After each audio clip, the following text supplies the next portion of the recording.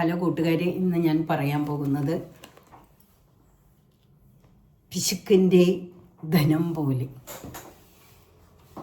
ഭാഗവതത്തിലെ വരി നോക്കാം. പ്രായേണാർത്ഥ കഥര്യാണാം ന സുഖായ കഥാചന ഇഹ ചാത്മോപദാപായ മൃതസ്യ നരകായജ. മഹാകവി അക്കിത്തം എന്താണ് പറഞ്ഞത് നോക്കാം. പിശുക്കൻ്റെ പണം സൗഖ്യഹേതുവാവില്ലൊരിക്കലും, ഇഹത്തിൽ ദുഃഖം പരത്തിൽ നരകം തന്നെ തൽബലം. ഇതാണ് അക്കിത്തം പറഞ്ഞത്. ശ്രീ ഭാഗവതത്തിൽ ഭഗവാൻ ശ്രീകൃഷ്ണൻ തൻ്റെ പ്രിയ സുഹൃത്തും ഉത്തമ ഭക്തനുമായ ഉദ്ധവർക്ക് ലോകനീതിയെക്കുറിച്ചുള്ള ചില സംശയങ്ങൾക്ക് വിശദീകരണം കൊടുക്കുന്നതിനിടയിൽ ഒരു ബ്രാഹ്മണ ഭിക്ഷുവിന് വിചിത്രമായ കഥ പറഞ്ഞു കൊടുക്കുന്നുണ്ട്. ആ ഭിക്ഷു ഇങ്ങനെ ചിന്തിക്കുന്നു. എങ്ങനെയാണ് നോക്കാം.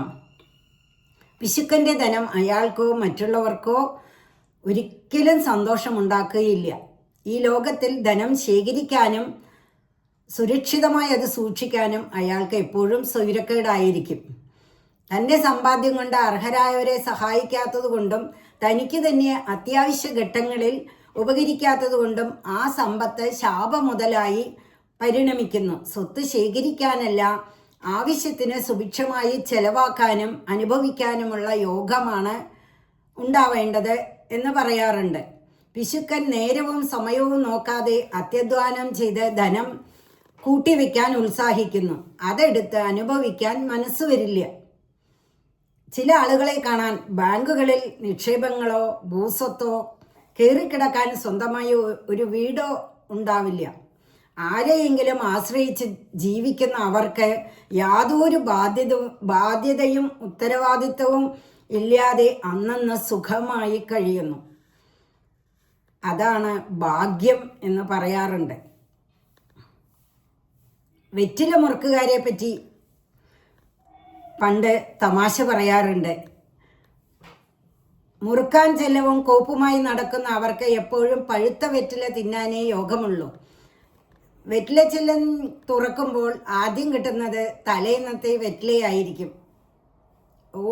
ഈ വെറ്റില കളയണ്ടേന്ന് വിചാരിച്ചിട്ട് അതെടുത്ത് കഴിക്കും. പിറ്റേ ദിവസവും തലേന്നത്തെ വെറ്റില തന്നെ ആയിരിക്കും കിട്ടുക ചെല്ലത്തിൽ. അപ്പോൾ അതെടുത്ത് കഴിക്കും. പിശുക്കൻ്റെ കാര്യവും ഇങ്ങനെ തന്നെ. വേണ്ടത് വേണ്ട സമയത്ത് അനുഭവിക്കാൻ അയാൾക്ക് കഴിയില്ല. തിന്നാതെയും കുടിക്കാതെയും കൂട്ടിവെച്ച സമ്പത്ത് ചിലപ്പോൾ അനന്തരാവകാശികൾക്ക് പോലും ഉപയോഗിക്കാൻ മനസ്സ് അനുഭവിക്കാനുള്ള യോഗവും ഉണ്ടാവില്ല. കുടുംബ വഴക്കിനും തമ്മിത്തല്ലിനും അത് കാരണമാകും. താനുണ്ണേത്തവർ വരം കൊടുക്കില്ല എന്നല്ലേ ചൊല്ല്. കേട്ടിട്ടുണ്ടോ കൂട്ടരെ ഈ ഒരു ചൊല്ല്? കമൻറ്റ് ചെയ്യണേ. സ്വന്തം ധനം കൊണ്ട് മറ്റുള്ളവരെ സഹായിക്കാത്തവർ നിധി കാക്കുന്ന ഭൂതത്താനാണ്. അയാൾക്ക് ഇഹലോകത്തിൽ ക്ലേശങ്ങളും പരലോകത്തിൽ നരകവും മാത്രമേ കിട്ടൂ. ബായ് കൂട്ടുകാരെ. സബ്സ്ക്രൈബ് ചെയ്യണേ, ലൈക്ക് ചെയ്യണേ, കമൻറ്റ് ചെയ്യണേ. നാളെ കാണാം.